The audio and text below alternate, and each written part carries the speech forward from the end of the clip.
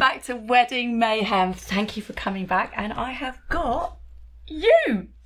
Me, Toby Hawker of the House of Toby Events. Or for today, as we're calling you, Tone. Tone, yeah, thank you for that. Everybody's been calling him Tony for some reason. Everyone's called me Tone. All day Even long. the taxi driver. Tony Walker. My name is Toby Hawker. People have been calling me Tony Walker, so yeah.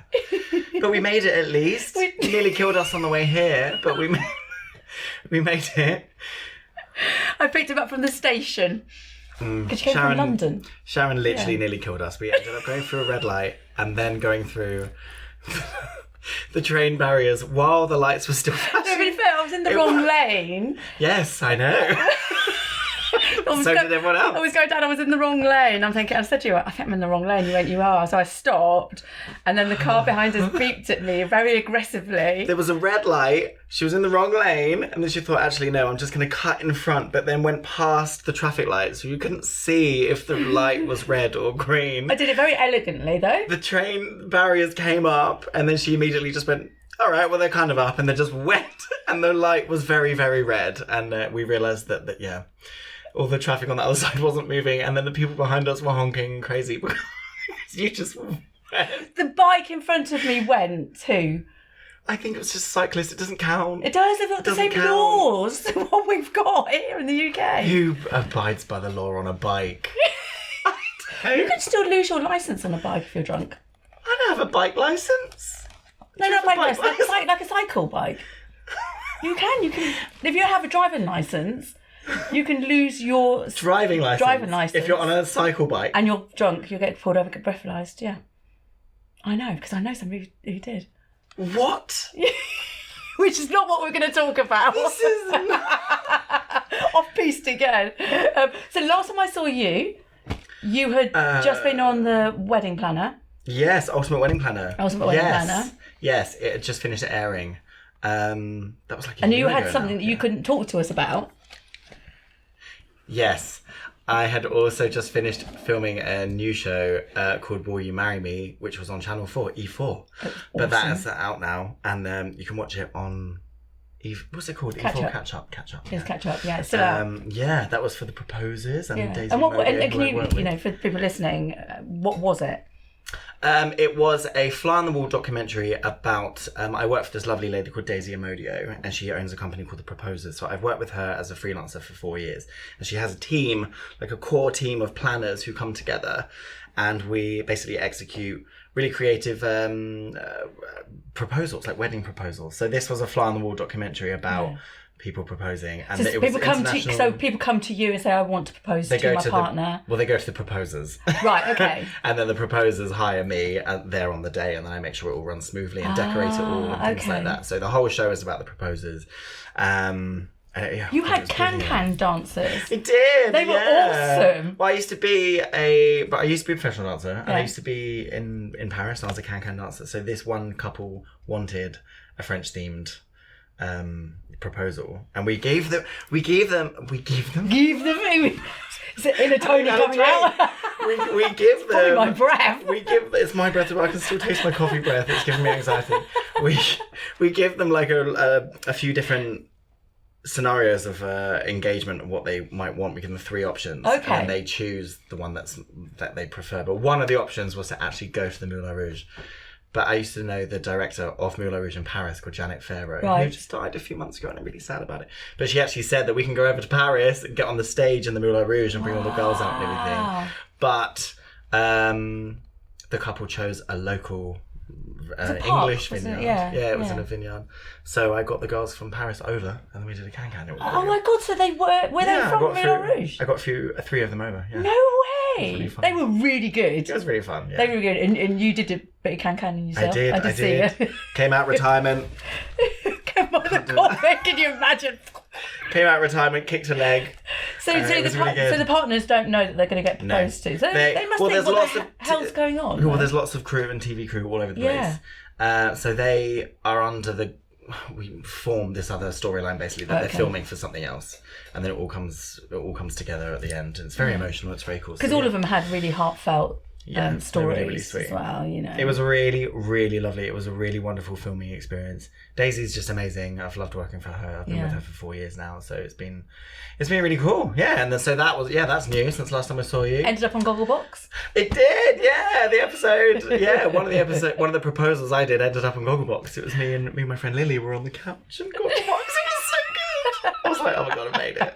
It's my dream. We were on it for literally 5 seconds. I was like, I've made it. I know, but brilliant though. It was really cool. It was really. I had a really good experience with it, and it was nice. God, You can still catch it now. Yeah, it's no, it is. One of my customers actually watched it the other day.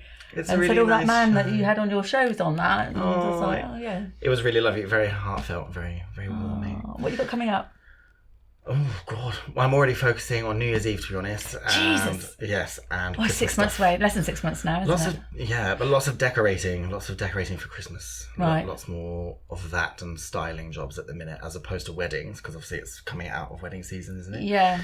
So peaks and troughs, and I'm enjoying Different hats, 6 isn't it? weeks off, lovely, and then it starts How are you building getting up. 6 weeks off?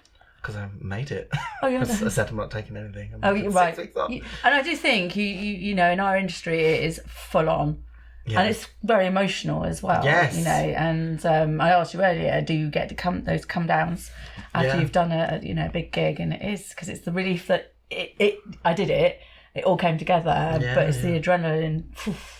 Yes, for sure. And I realised I wasn't getting any time to actually do anything or go anywhere. Yeah. So I've taken some time off. I took my dad to Mexico a couple of weeks Oh, ago. cute! For his 70th birthday. He got absolutely shit-faced. And it was fantastic. It was great. We had a really, really good time. Because of this thing, you forget to connect with people, and suddenly you're like, shit, I've not spoken to so-and-so for weeks or months or a year. And, it's hard. It's hard work. So I'm enjoying this nice little respite at the minute. Fantastic. And, Well done. bits and bobs coming up. Some more shows coming up. Some parties and weddings. And Perfect. I do lots of fun parties for hotels. I work Do really some more closely. Rod Stewart stuff that you can invite me to. I'm desperate to meet him. Not yet. No. I do want to do when you put a story out, I'm going to be... I do want to do another show, and it would be great if you could come along to that I one will. as well. I definitely will. But you brought a friend with you today. I did. A It's very really special exciting. friend. Are you going to... You can introduce...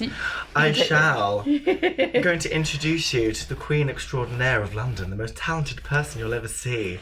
Singer, dancer, choreographer, record breaker. It's Margo Marshall! Hi. Yes, it's me and my shoulder pads. Record breaker. Yeah, I've broken many records in that I snap them in half when I'm trying to DJ. Oh, God, no, I've got absolute... Please send help. What Tony is alluding to there is that I was the first trans choreographer at Wembley Stadium. So, No way. you know, a nice little claim to fame in your career.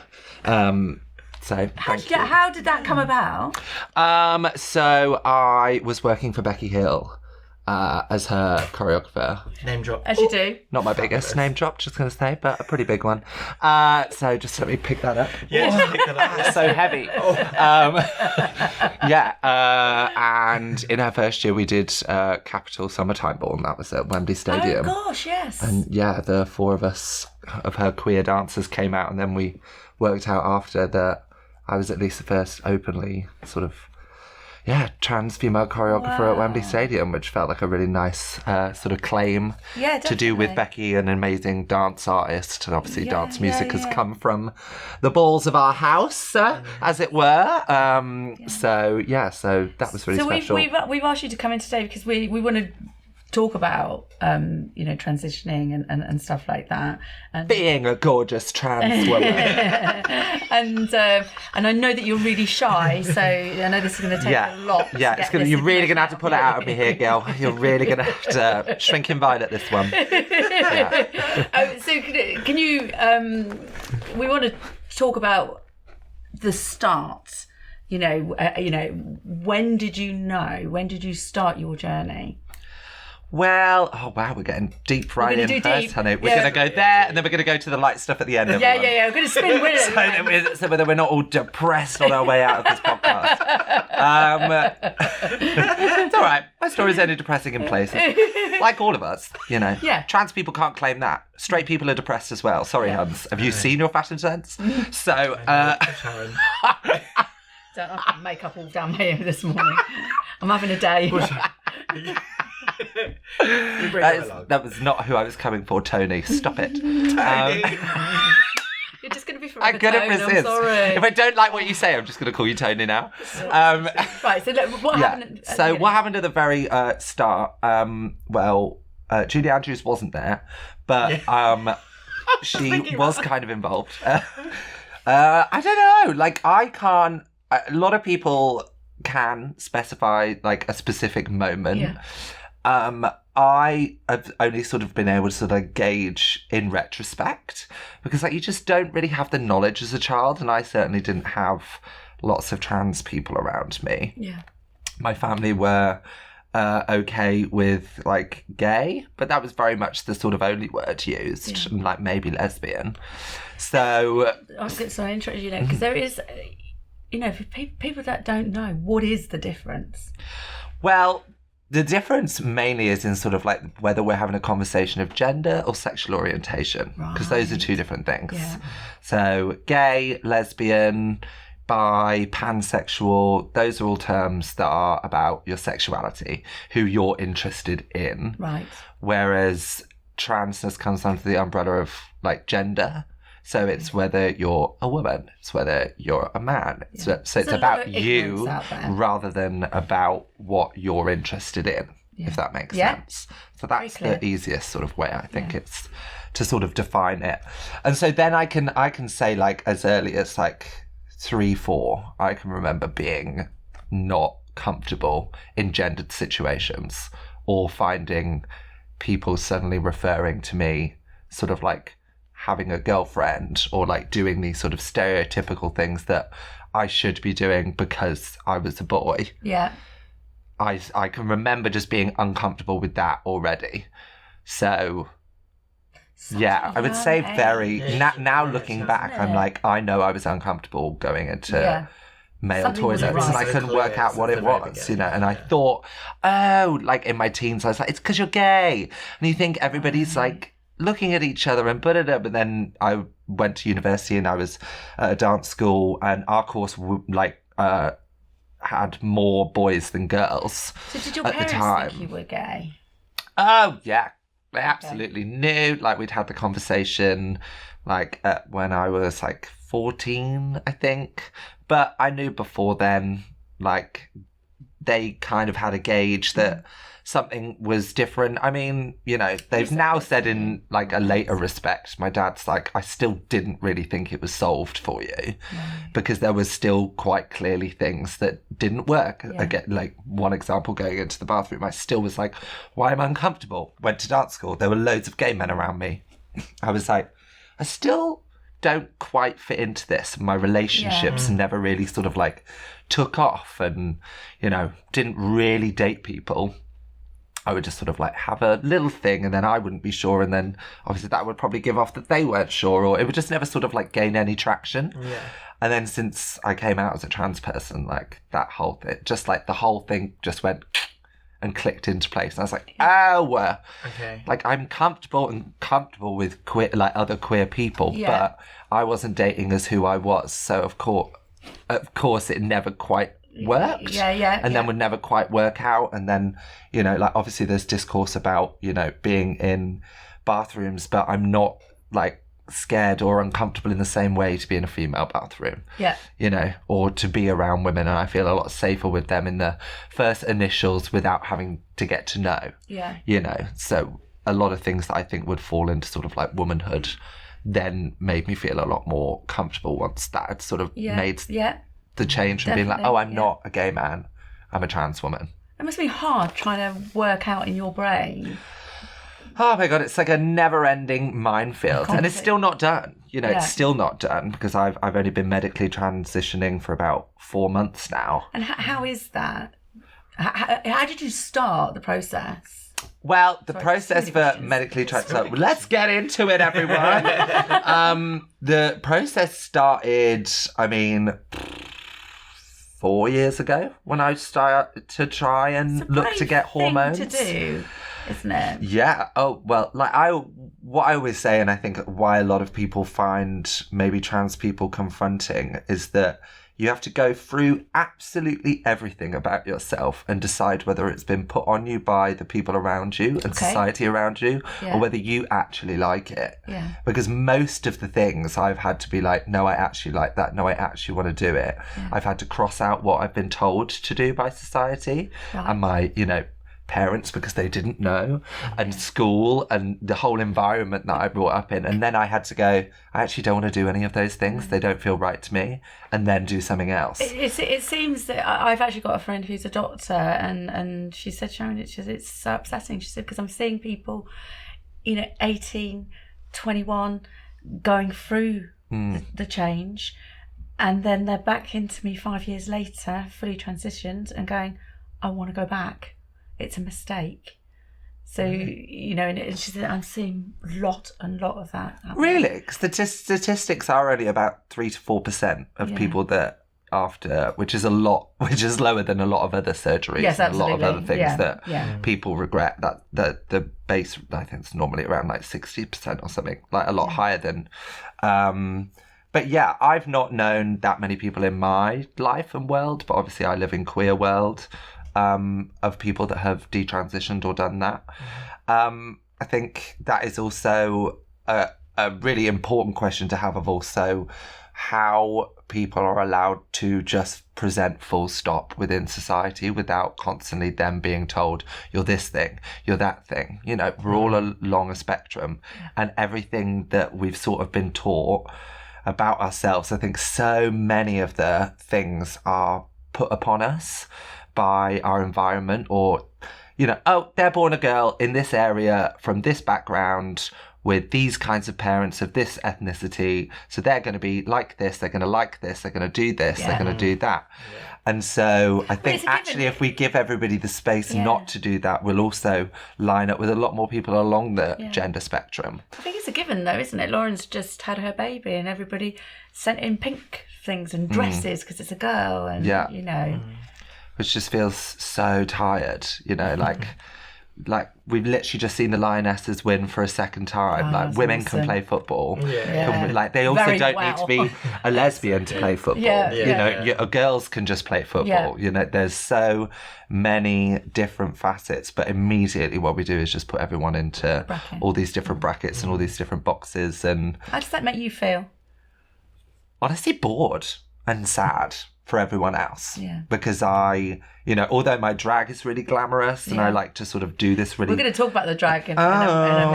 Outside of it, and Toby will attest to this, I'm not fully made up every day. I'm not, this is my drag. I don't, because also people can say, oh, you look yes, this is more like a woman, but no woman actually goes out with this makeup on. No, you should see me at home. 24/7. Do you know what I mean? So it is still a comment, even if I like it, but it also doesn't necessarily mean that's the woman or the thing I uphold as standards for women. This is my character that I've created, in the same way that showgirls don't go around with that much makeup on their face all the day. It's a performance part of things. But, out of this, I'm very much Mel C's my main inspiration. I just want to wear my Adidas legging 2-piece and go do some yoga. My husband loves her. She's so good. Another name drop. I work for her as well. No way. Yeah. Well, you might be able to get me at the doghouse later. Oh yeah. What have you done to get in there? Name drop here as well. Daisy Amodio hired me, and I decorated her wedding suite. She got married at the Shard a few weeks ago. So while she was downstairs in her ceremony, I popped up to her room and had to decorate everything. It was great. And there was leopard print everywhere. I love that. So cool. Stunning. I love that. She looked absolutely gorgeous. We need to talk about the High Court ruling. Yeah. The really depressing High Court ruling. Were you expecting it? I wasn't expecting it. I was expecting it. Sadly, I was expecting it. I think... You obviously wasn't. I wasn't. No, I wasn't.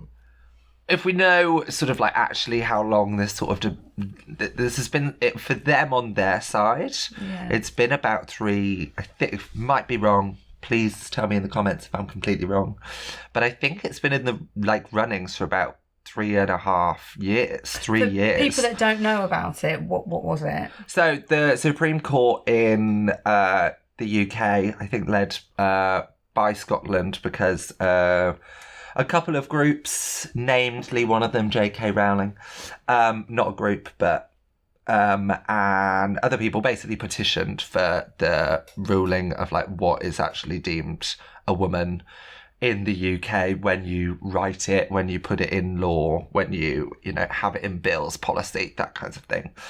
And it basically got put through that woman means biological sex.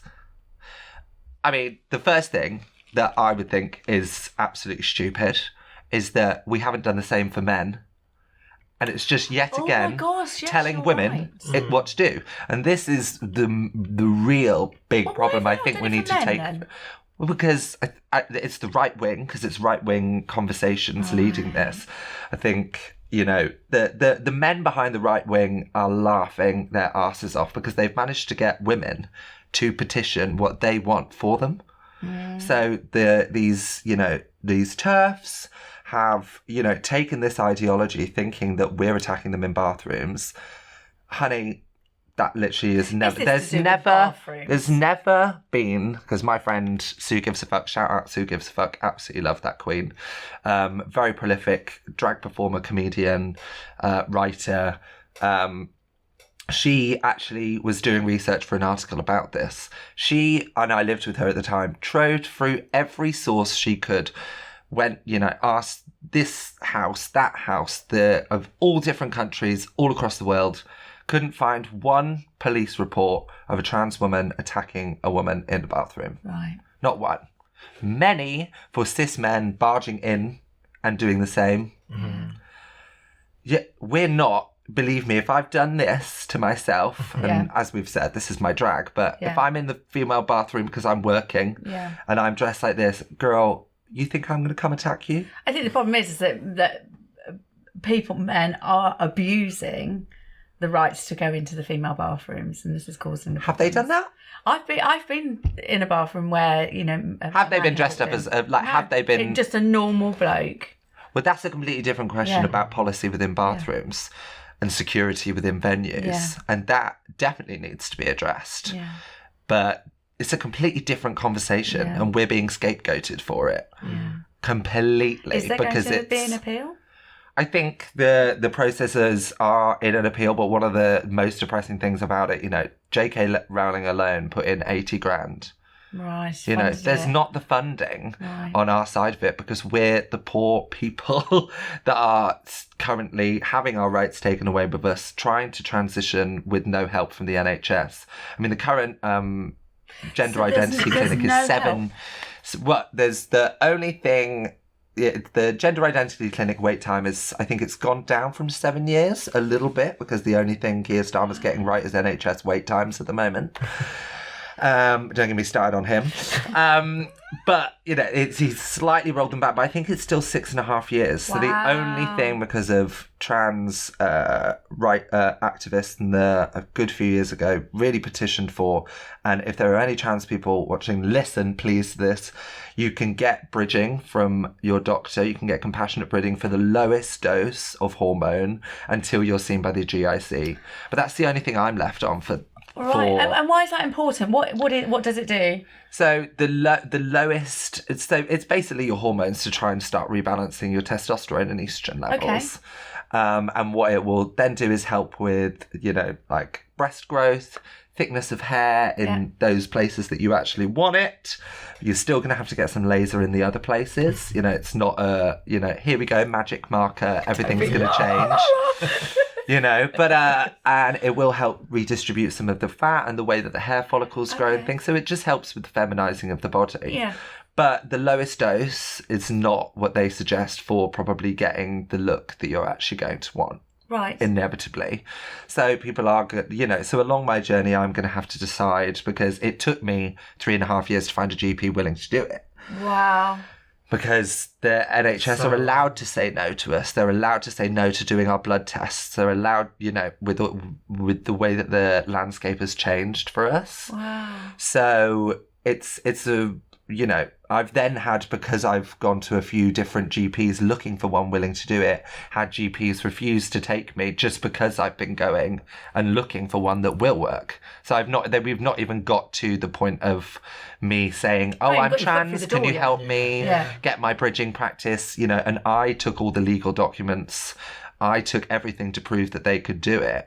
Thankfully, my newest GP, who's an absolute angel, had a trans patient before, so I walked in and they were like, oh, I already know this, great, we're going to do it, because I know I can legally do it. But I was lucky, and it took me 3.5 years. Why won't they do it? You have to go and ask the... Well, I think sadly... Please message in, and I would like to know. I don't understand. I think there is some in the... Because some trans people, because the wait was 7 years, have started to do DIY hormones, which, you know... This has alarm bells ringing for me. I think knowing a lot of the way that trans people, you know, approach their healthcare, they're a lot more in the know about their own health, because we have to do a lot of pre-research to go into a GP and to say, you are allowed to do this. This is the legislation on this.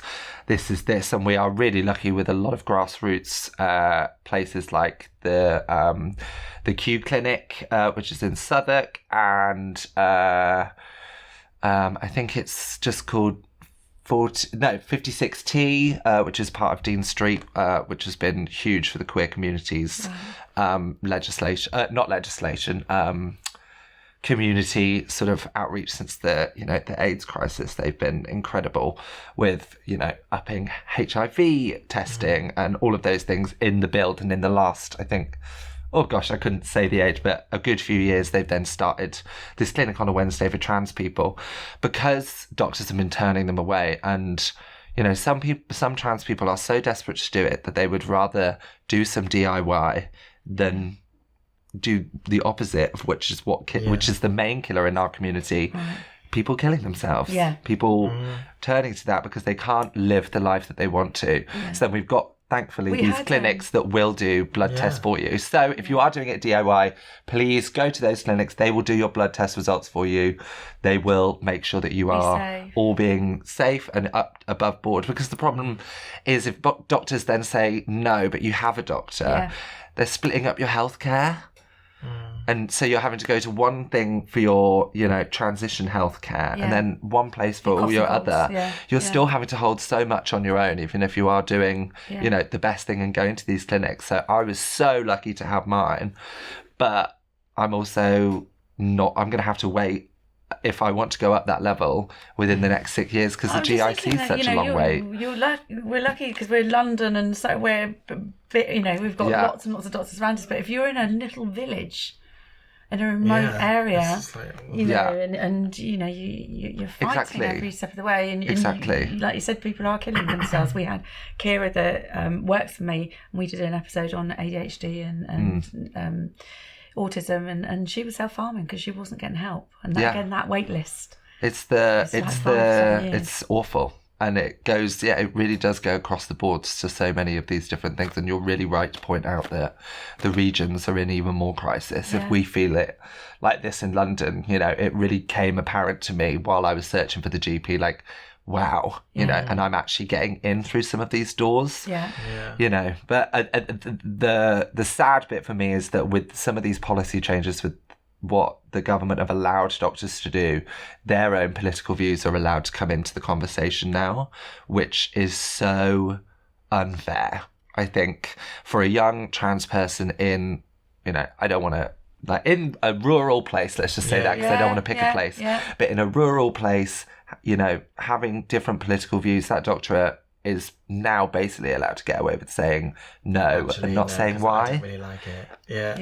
And that's completely unfair. We don't have any trans member of parliament. Do we not? I don't think so. Not what I saw this morning. I researched oh my God. it. But we do.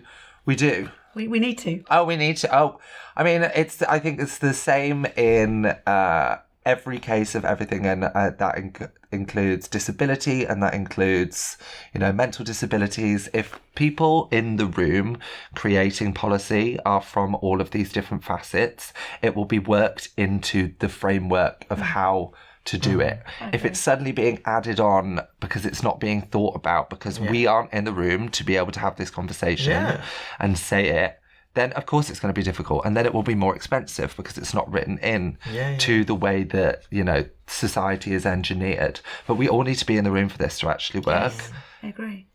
Simple as.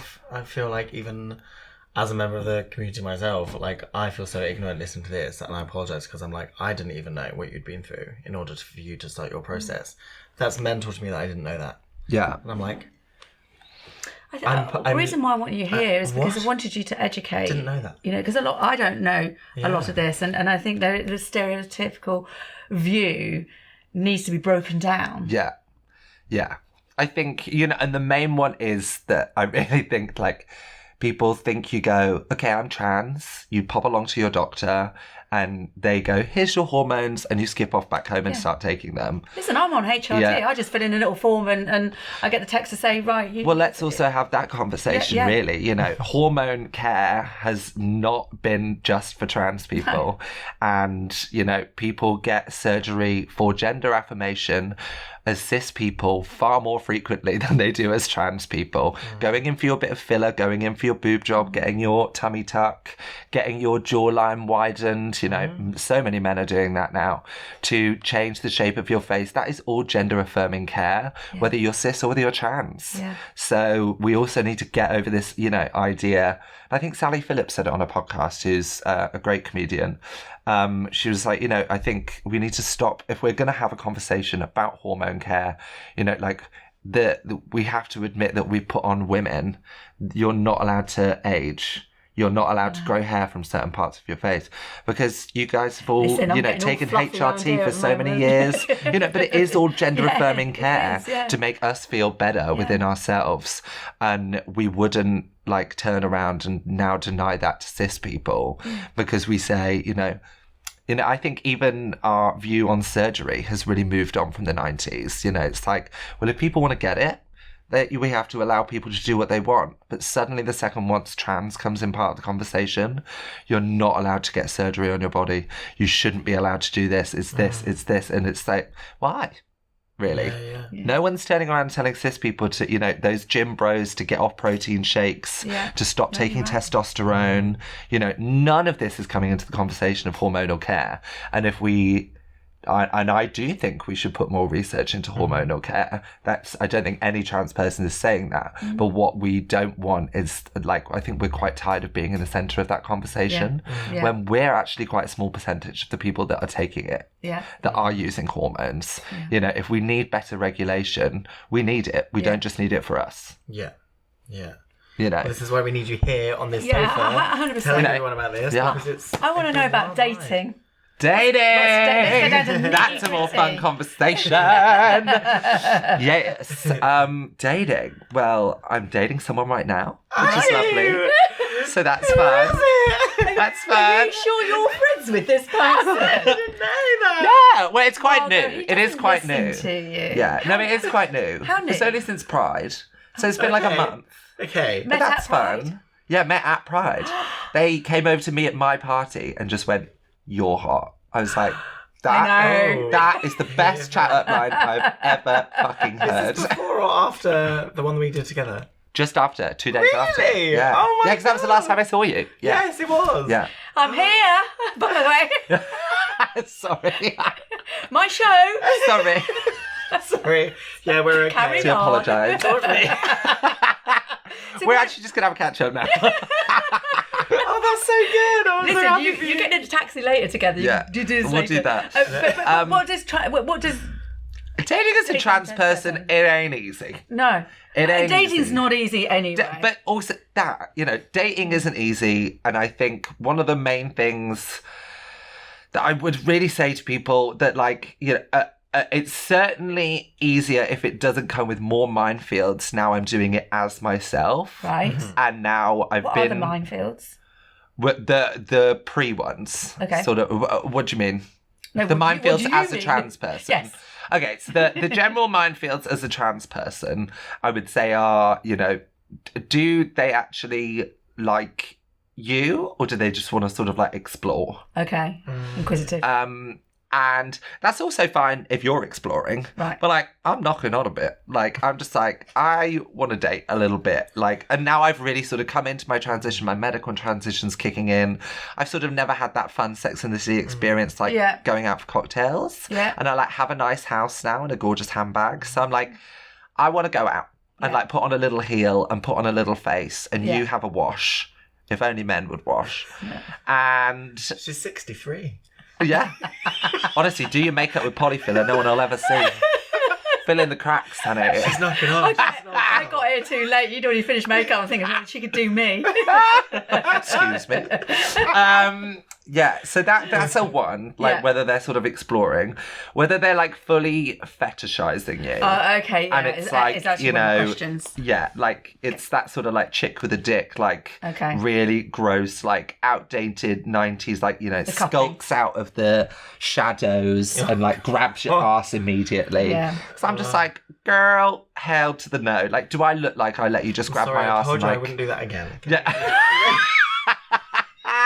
Oh my God, no, you do that. Bitch, you do that to me at work, and all the time I'm ready to kill someone, and then you're like, it's me. Like, just stop doing it then. Listen, you can have him now. You've done that live on TV. Scandal. You'll never work in TV again. I've never sexually harassed anyone, thank you. Just friends.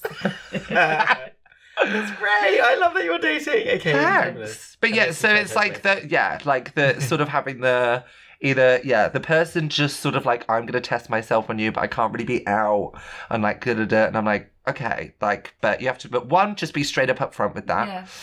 Yeah. Because there are some girls that are also like maybe just being trans in their bedroom as well, because they're starting to explore their boundaries and whatever. So you've just got to be really upfront and honest and communicate with people, and then also be really honest with yourself about what you want. Yeah. I was in a very terrible relationship a little while ago. Toby can attest. Why was it terrible? So don't say if you don't want to. He was emotionally abusive. Oh. I'll put it there. But was he? He was trans, actually. Yeah. And I think, you know, there are a lot of nuances also when you're a trans person dating a non-trans person and dating a trans person. There are pros and cons to both. And I think... I'm just thinking makeup scraps. Well, they were a trans man. Right. So a lot less makeup. Okay. There are trans girls that love other trans girls, and I'm like, you better protect those dolls, but I'm okay. Is it easier doing it the other way around? Is it harder going from man to woman? I have absolutely no idea, because I've never done it. I think it's one of those things that, like, again, is probably easier in some senses and others in others. Like, there'll be some ways, there'll be, you know, like, this whole Supreme Court thing also just doesn't affect us as trans women, because there are butch women that will identify as lesbian and always have, that will want to use a female bathroom, but then there will be trans men trying to use the other bathroom that people might assume, because they're on their gender journey, oh, you're actually a lesbian, you need to go use the other bathroom. You know, it's just creating a minefield. Yeah. And so it definitely really does also affect trans men. And I know some trans men that have used the male bathroom and then been sexually assaulted, because some men don't see them as men. No. So, you know, they're actually probably safer to be with us in the bathroom, but then they feel like, wait, this isn't the bathroom I want to use, and now I'm making women uncomfortable because I'm presenting in a man and all-female space. It's really important, isn't it? It's such an important... Yeah. It's a really important space, but also I feel like it's a question where it's like, oh my God, just shut up and pee. Yeah. Like, have you ever been at a festival and been just so desperate that you just want to go piss? That's just like all of us all the time. Yeah. So let's just do that and get out the bathroom. Yeah. Like, why are we telling anyone where to piss? Yeah. I don't understand it. Yeah. I don't understand it, girl. I can't get my head around it. Just let me pee. Listen, I'm a marathon runner. Any bush will do. Yeah, right? We've all been in this scenario about, you know, half an hour. We're like, I'm like, tell me a turf absolutely friggin' desperate at the London Palladium when, you know, I can't. We've all jumped in. You know, we've all ran in the men's loos because we've all grabbed a disabled loo that we shouldn't be using. You know, like I've done it so many times where I've used a disabled loo because I've been so uncomfortable to pick on which side, but then I've been shouted at when I've come out the loo because there's been a disabled person waiting. And I'm like, I completely understand. I'm a bitch. When I come out of them. Yes. Walk out with a limp. Like, that is awful. I'm not sure you should be admitting that on camera. Girl. Walking off like bloody Jack Sparrow. Because people do look at you, but I was desperate. I can't. I just say, I'm a trans woman, I'm really sorry, babes. And most of the time they go, okay. Yeah. They get it. But anyway, we've moved on to dating. I am the worst. I know. Don't go out drinking with me, I tell you. We've got, one of my questions here is, you know, the common misconception of people have about being in a relationship with a trans person. What is the common misconception? But it's like that different, actually. Like, I think, like, I would say I've actually only dated one trans man, and all of my other partners have been like cis male people of varying pansexual, bi, straight. But I think from an outward look inwards to us, people would probably be like, oh, it's really different. You know, why is it really different? How's it? It's really not. It's just not our function inside us, and I think we can probably all attest to this. It's not like the films. There is no preconceived idea, like, oh, there are these gender roles in films, but how many husbands don't take out the trash and do a different job and do this thing or that? Do you know what I mean? Like, we're not actually all fitting into these little boxes. I'm not talking about your rash. What did you say? What did you think you said? You meant taking out the bins, didn't you? Yeah, taking out the bins. I'm so sorry. I'm having a day. Are you with us? You know, She's still drunk. She went to a dog birthday party last night. She's still drunk. She really called us on the railway crossing. Ask the question. But yeah, I would just say it's actually like, I think a lot of people would think like from the outside we have to have a lot of these like conversations and and actually like it was it's more with the trans man. I had to have loads of conversations all the time about our gender and the differing things, and maybe because there was a lot sort of like going on for both of us, because we were both transitioning. But you know, like I would just say to people, it's actually just like not that different, and all of our relationships really are our own and have their own little rules and have their own little things. But on the whole of it, it's just like two people trying to crack on. Yeah. So it's like, I would say that's probably the biggest misconception. And have that happy ever after. But that don't exist. It's just like two people trying to weather out this horrible rock together, isn't it? Just like trying to have a bloody nice time, lie down with a biryani on a Friday, you know. Yeah. I saw this I don't know what it was, this clip of the show, this woman in this talk show in America, and being like, how's dating girls, everything okay? And she was like, oh, I'm on these apps. But I feel like, honestly, past 30, you should just put everyone together on one app and just call it What's Left. My sister... Yes! Oh my God, that's on the Kelly Clarkson show. Yeah, my sister is doing that. She's literally said that to me this morning. It is like the dregs of the earth. Yeah. But that's why I also, like, my new thing really coming out of that last relationship, I was just like, I've been for 3 years with the wrong person. Yeah. And I also spent a lot of my life in the wrong body. Yeah. So I feel like I'm a real, like, advocate at the moment. I've just been telling everyone, like, if it feels wrong, don't do it. Yeah. It's your life to shape. If they're not the right person, it is so much better to be on your own. Yeah. Hang out with your girls, hang out with your geezers, whoever you are. Like, that just fill up life with the things that you actually like want to do. And like, if you don't like something as well, I don't go around thinking about what straight people do all day, every day. So I don't understand how there are so many people thinking about that with trans people and queer people. I'm like, honey, just fill your life up. There's 7 billion of us and counting on this planet. You think we're all you're gonna make everybody agree with you? Stop wasting your time, babes. You've got one time on this horrible mortal coil. Crack on. Tomorrow's not Go get a wine. Crack on. Get a wine. See your girls. Watch that film. Oh my god. Oh, we're gonna spew. Don't talk about wine. Get a Bloody Mary in here now. What's been the most hurtful thing that's happened to you? Oh, dark, babes. I mean, are we going like that dark? Yeah, why not? Quite sadly, I was beaten the crap out of one New Year's Eve. Oh my god. Margo, I'm so sorry. With my partner, which was pretty horrifying. Because you were trans? I mean, I would say so. Yeah. I don't think they would have picked on us in the same way had we not been. Yeah. And another time we were threatened with a knife, literally in broad daylight in Bethnal Green. What? So, like, this is not also when, like, we were out of drag, we weren't performing, like, we were just, I was actually in dance rehearsals, so I was literally wearing trackies, like, maybe a crop top, but, like, just had my hair scraped up, like, just, like, trying to do my do. Yeah. Have had that. Mental, just broad daylight. Yeah, broad daylight. And then there are always people around. Started off with the normals. Words of those things, and what then are the normal words that they use. I don't think we can go into all of that.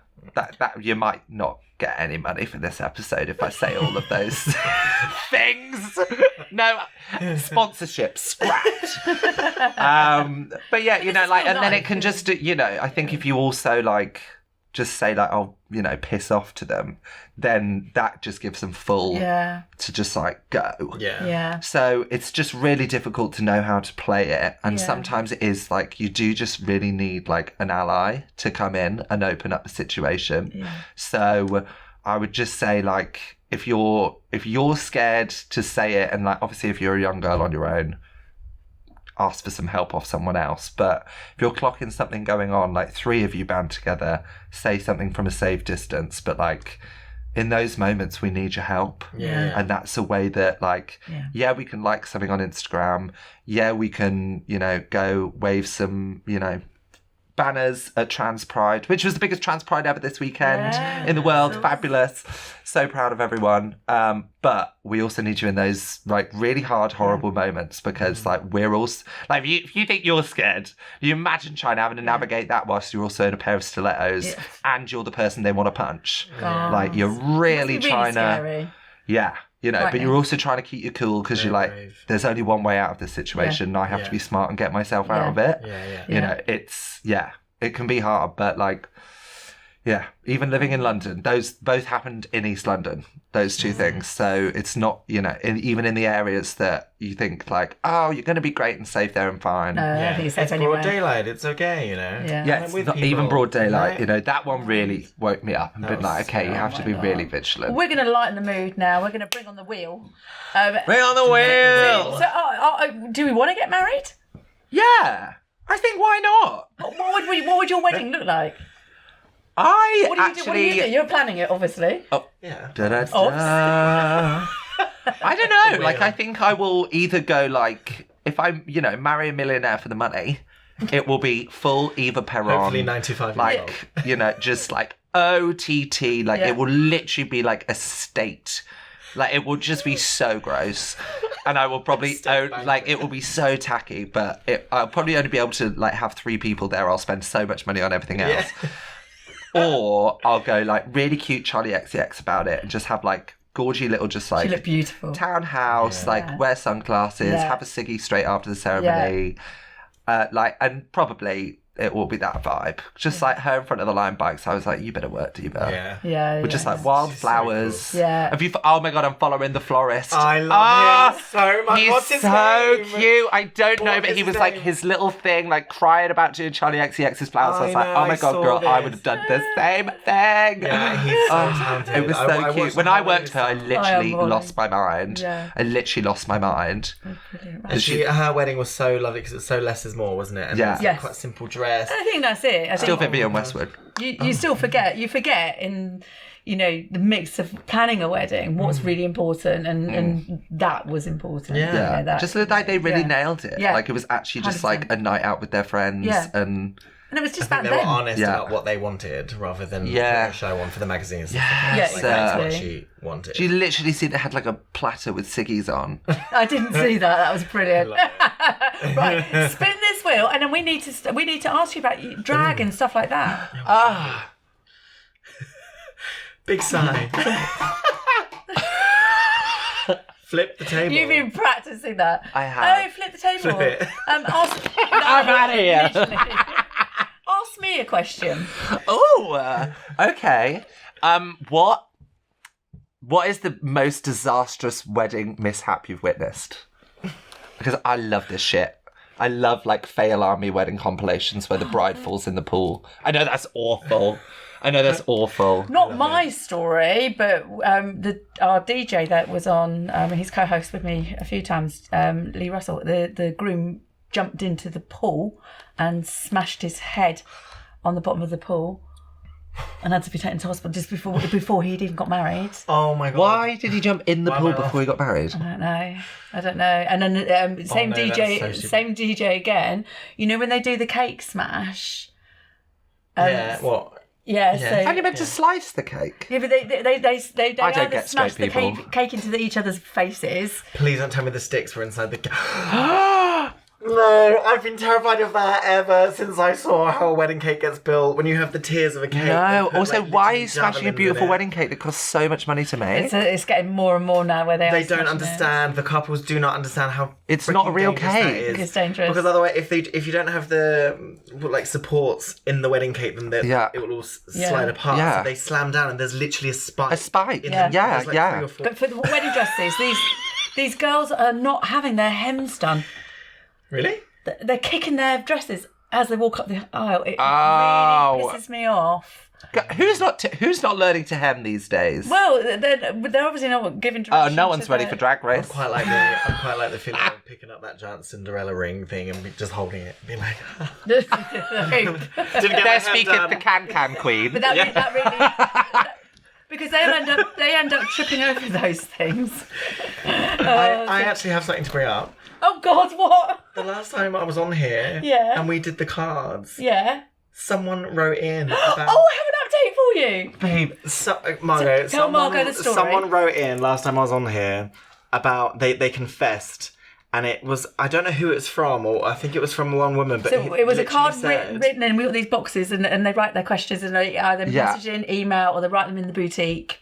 The card said she's sleeping with the groom who's about to get married, and she doesn't like the bride. It was some really shady... Oh my God, I saw this. It was Oh some my God, I really did see shady, you guys like, cackling I'm not about gonna this. tell the bride, or shall I tell them on the wedding day, lol? And it was some kind of like... I don't like her. Yeah. No, we were all... I was like, that can't be real.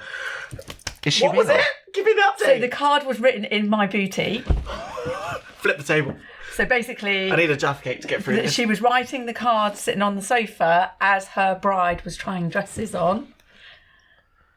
Jaffa cake's calming me down. We did actually find out who it was, and we did message the bride. You let the bride know. Oh my God, you Had guys to. got involved. Girl code. I honestly, we had What did to. the bride say? Can you say? Well, because this is not just like having a laugh. This is a somebody's person getting life married. getting married, and it's very difficult to get out of a marriage Did the once bride you're say in anything? it. Can you say? Yeah, she said thank you for letting me know. I'm sure it's a joke, but it turns out it wasn't a joke. And but she's okay. She's fine. But it wasn't a joke, and they are no longer friends, and she's no longer getting married. Oh my God. But I would say good call. We But saved. you I'd say you good made call. her dodge that bullet. Yeah, 100%. There's a stupid- I would want. We sat down and we talked about it. 100%. And we were like, if this was us, would we want somebody to tell us? And Yes. We said HR department. HR. We hear you. I am HR department. So tell us about drag. Drag. What do you do? Margo's the best in the world. Yeah. I'm the best drag queen in the world. Can I just start this off? Yeah, please, go for it. I was very proud because Mighty Hoopla is a massive, massive festival. It's like the biggest gay festival, I say, what, in Europe? Like, it's huge, isn't it? Oh, that's a big claim, this whole festival. I like a big claim. We'll say it's the biggest in Europe. Let's go with it. Don't sue us. Kesha is epic, and there's just so many performers, and there's just so many, but Kesha was headlining. So I'm watching with a whole load of friends, and literally anyone who's gay ever is at Mighty Hoopla, and who comes out with Kesha at the very end for the big bows, waving a trans flag? Margo fucking Marshall. Couldn't deal. I was like, yes, I have danced for Kesha. Yes, I've danced for Kesha. It's just her and Kesha, just like dancing. So you two on really in. are friends because you didn't know. Yeah. No, well, you didn't either. I didn't know until an hour before we went on. Oh, really? I knew we were dancing for her, but I didn't know she wanted us down the front with her. Yeah. And then the choreographer, because I'd started transitioning, they were like, Kesha specifically wants a trans woman with what's been sort of going on. So you're doing it, babes. Fantastic. So I had like an hour to practice with this pole. I thought I was What were you doing the pole? It was a massive fucking flagpole, babes. Oh, the flagpole. Like, and it had to be seen by 80,000 people. Listen. I'll say that again, 80,000 people. I used to be the flagpole bearer for the St John's Ambulance Brigade when I was a little cadet. Oh, did you? They're heavy. That is a lot less gay. Oh, I'm also deputy flag person for the village. Also not some person. That's very cute. You better work, diva. So where do you do drag? Anywhere that's paying, sweetie. Anywhere that's paying, I will do drag. Times are hard, book a queen. So do you do hen do's and stuff like Yeah, that? babes, I do it all. I do hen do's. I've done a million weddings, which we should probably get onto on this wedding podcast. Yeah. That's what I thought I'd maybe be talking about, but is this a trans podcast now? I love it. Taking over. That's the gay agenda. Yeah, so I do that. I do like nightclubs. I do like, I'm also a dancer and choreographer, but like it kind of bleeds into one. So if people want like drag dancers, I do that quite a lot. So I've danced for a lot of like pop stars doing like that sort of moment choreographed. So yeah, there and everything. Yeah. Corporates. I'm a singer. Yeah, I do sing as well. Yeah. Better than him. Yeah, for sure. You're better than me anyway. But that's fantastic. Unless I've had 7 bottles of wine. Then I'm incompetent. Then I'm Shirley Bassey. So where do you do like the hen do's and that? All over. So a lot come to my brunch, which is sadly ending. I found out today. So if anybody wants a brunch, come book me as your resident queen. Definitely. I'm the best in the world. I've been sold out. It's not because my brunches weren't doing so. Venue. It's something to do with the license. I don't know. Okay. But yeah, so I do a lot come to that, but then I do like private ones, like people will reach out to my Instagram. I manage myself because also business. Mm-hmm. Yeah. We're going to put all your links in and everything. Please. And everything. I love, I don't know whether you've seen it, it's the drag queen that actually is the ring bearer. But before she does the ring bearer, she walks in singing, "It Should Have Been Me." Amazing. Have you seen it? I've not seen that. Have you seen it? Oh, it's Who fantastic. Who is this queen? I don't know her. Oh, no. And She UK? Yeah, she's got makeup all down her face and she's like, "It should have been me." That's Cam. Absolutely brilliant. That's Cam. I'll send it to you. It's absolutely brilliant. That's really Cam. Right, give us another spin. Oh, you're so gentle. Put some beats. I'm a delicate little lady. Gossip. Delicate little woman. Gossip. Give us some gossip. What, just like in general or like wedding gossip? Yeah.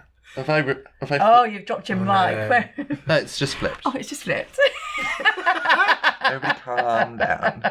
Gossip about what? Like, should I tell like a dirty wedding story? Oh, That yes, kind of please. Okay.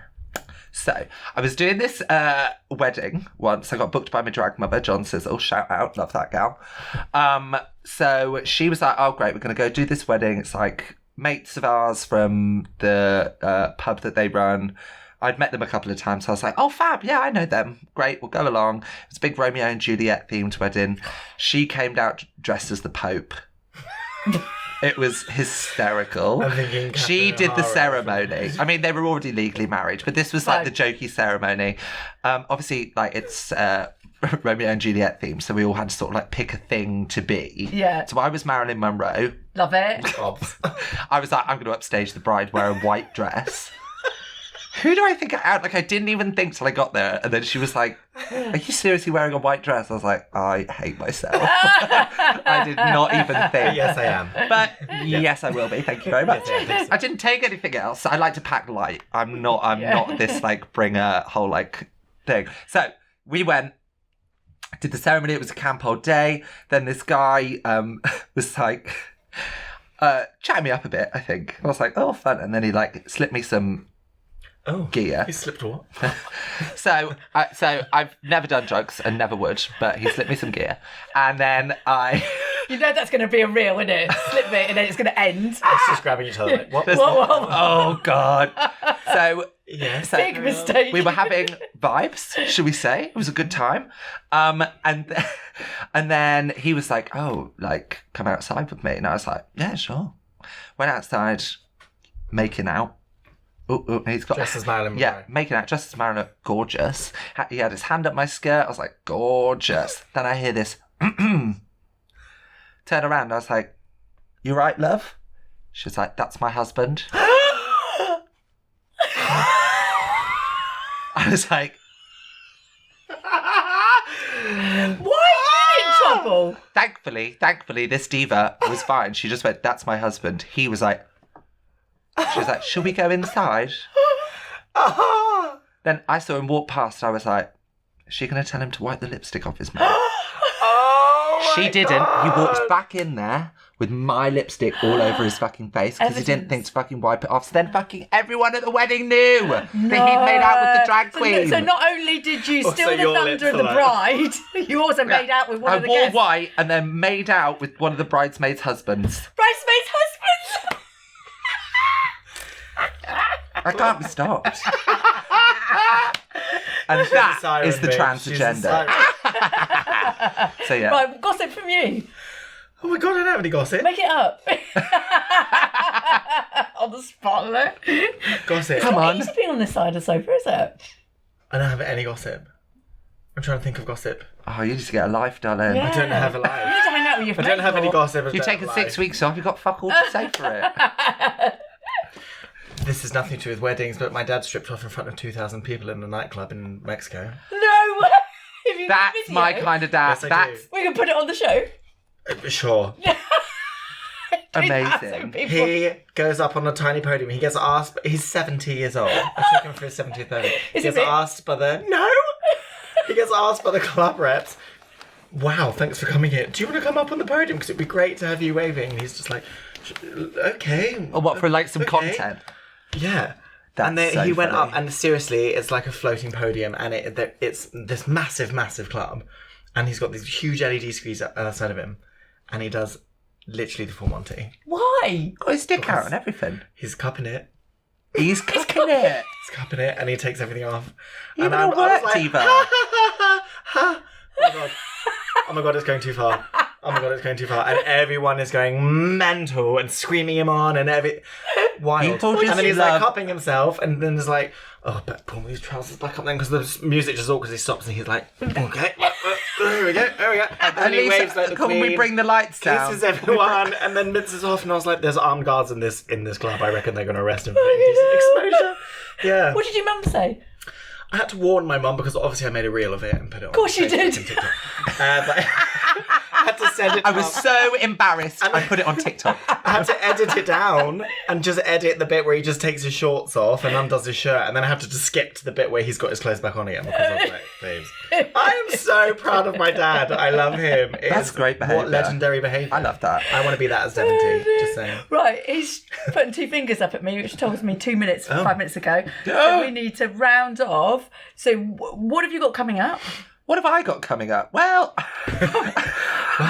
I don't think. Vancouver? Looking for Scream. work. Looking for work. No, I've got a brunch, so please follow me on Instagram. Yes, please. At Margo Marshall _ Margo Marshall _. That's where you can find sort of like all my weekly bookings. I'm at the Divine soon in East London. I've got a brunch starting on a Sunday, big superstar brunch starting on a Sunday. What are these brunches? Well, that hasn't been officially announced yet. So you've got to follow me on Instagram. This is the coming out in a announcement's couple of coming weeks' in time, September. so- okay. First week of September that will be coming out. I've got my Once at Mrs. Hyatt rounding up until the end of August, and then I know myself, I'll probably have a residency going on after that. So just come follow me on Instagram. Come get in the craziness. Theatre and show business is very. It's last minute. It'll all keep rotating round. It's like next minute, I'm not doing anything, and suddenly I've got like all these bookings, and it's like so. Always the way. And what have you got coming up? Got lots of parties. I'm done with weddings now this year, so I've got lots of hotel parties. Yeah. I work closely with Hyatt Hotels and Shangri-La, so I throw them lots of things like pool parties and brand activation launches and things like that. Okay. So and I'm starting a cabaret as well, so that will be going live in about 2 months' time. Fantastic. So Margo will be star of the show all the time. Yeah. I need it. So I'm doing kind of like a live. I'm going to focus on a very high profile thing at each show. And each show's going to be about them, so that's in the works. Venues are in the works, so and then Christmas and New Year, which is follow me, Toby Hawker, Toby _Hawker, HAWKER, and then my company is the House of Toby Events. Perfect. Not Tony Walker. And it's the House of Toby, not just House of Toby. Yes, I've got it now. Thank you so much. Thank you so much for coming in. Thank you for having me. It's been a delight. It's been so informative, and I hopefully it will reach a lot of people that need help. And please, and my inbox is always open. Yeah, I'm will very you respond eloquent. to people I'll if they've got respond. questions? And that, it might take me a little time. Yeah, she's despite all the jokes, I'm actually quite a busy lady. But I'm more than happy, and like especially my young trans sisters, please reach out if you need any help. I'm here. I learned so much from you today, so thank you so much for coming. Yeah, my pleasure. And you're such a good speaker. Oh my god, you're so clear. You are very clear. Thank you. So good. Right, so it's goodbye from me and goodbye them. From me. Thank you for doing everything that you're doing. You're liking, you're subscribing, you're sending us messages. Can we ask you that when you are listening or and watching it on YouTube, just to put us a little comment so we know that you're a real person. And if you've got any questions for these guys, please message them. We're going to put all the links and everything under that little box. And if you're looking for a wedding dress, come and see us at Love Me Do Brides. We'll see you all next week. Thank you, Sharon. Bye. Bye.